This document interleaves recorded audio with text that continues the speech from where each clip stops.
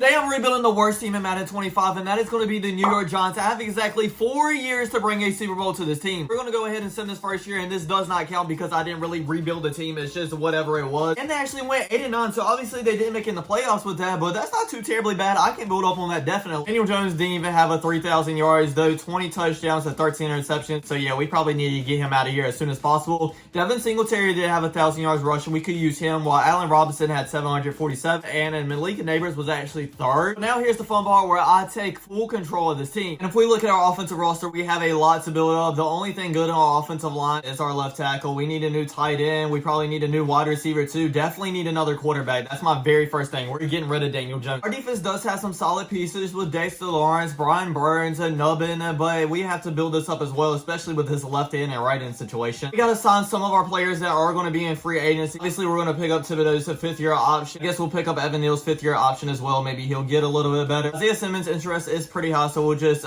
see if he'll sign a neutral deal, and he will. We'll try to re-sign Allen Robinson as well, since he did lead us in receiving yards, but other than that, I think I'm going to let the rest of these guys walk. It's time to sign some free agents over to our team, and like I said, I want a new quarterback to replace Daniel Jones, but absolutely nobody is available. Top quarterback is literally Mac Jones at a 72 overall, Sam Darnold, and Joshua Dobbs, and literally, I just rather keep Daniel Jones at this point. Keenan Allen, if we could get him over, that would be huge with him and Neighbor. And in this first week, everybody we try to sign to actually sign with us. So we got wide receiver Keenan Allen, we got a right tackle Rob Havenstein, left guard that's 76, Isaiah Wynn, center David Andrews that is 76, and right guard Lincoln Tomlinson that's a 74 overall as well. That should improve our team tremendously. But we do need to help our defensive side of the ball too. So in the second week of free agency, we signed left end Draymond Jones and right end McCole Cohen. For the draft, I was trying to import a local file so we can actually get this year's draft class, but it's not working. I looked multiple YouTube videos up on it, and apparently people in the comments were having the same exact problem. So apparently it's not my issue, it's Madden's problem, so we can't do it apparently. I'm just going to do our first and second round pick and then go ahead and send the rest, since we literally don't know anybody on these. I'm not going to lie, guys, they have a quarterback at the top of this list. Should we go ahead and take him or just wait? His talent's only second to third. I might actually just pass. Instead, we're going to grab this wide receiver to help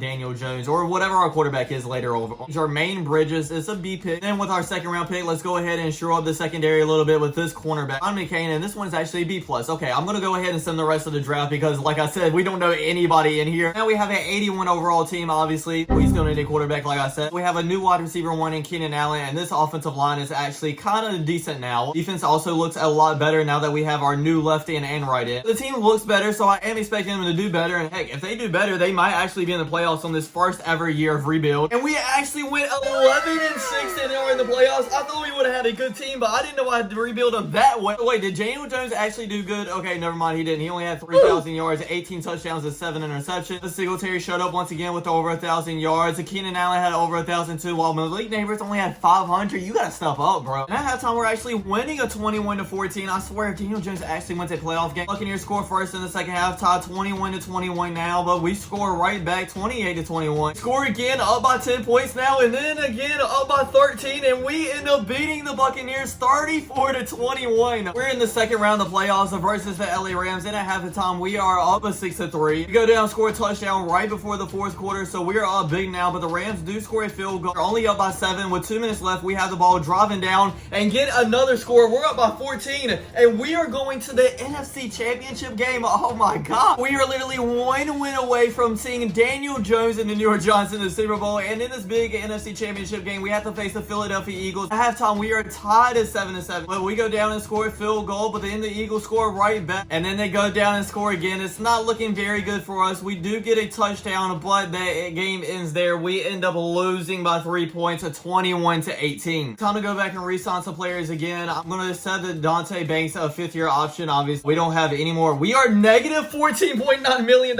in cap space. Yeah, I'm not good rebuilding teams whatsoever. We literally might not be able to re-sign or sign anybody this year. He did really good last season, but it might have came out of cost. I'm not going to lie. I guess we'll just go ahead and send to the NFL draft, where we have the 30th overall pick, but we don't really need any of these players. I'm not going to lie. I guess a running back will be all right because Singletary is getting a little bit older, I'm pretty sure, and his contract is going to run up soon, so we'll just go ahead and take him. With the second round pick, we're going to go ahead and take another DB. We got an A+, excellent pick. I'm completely fine with that. And we'll just go ahead and send to the end of the draft because, once again, we know nobody in here. The 69 overall right end starting now, so this will be very interesting to see how this will go. And yeah, it was very very interesting, alright, because we end up going 0-17 this year. I mean, I understand we lost a few pieces, but we didn't lose that many to have 11 less games winning. Did Daniel Jones have 181 yards and no other quarterback had passing yards?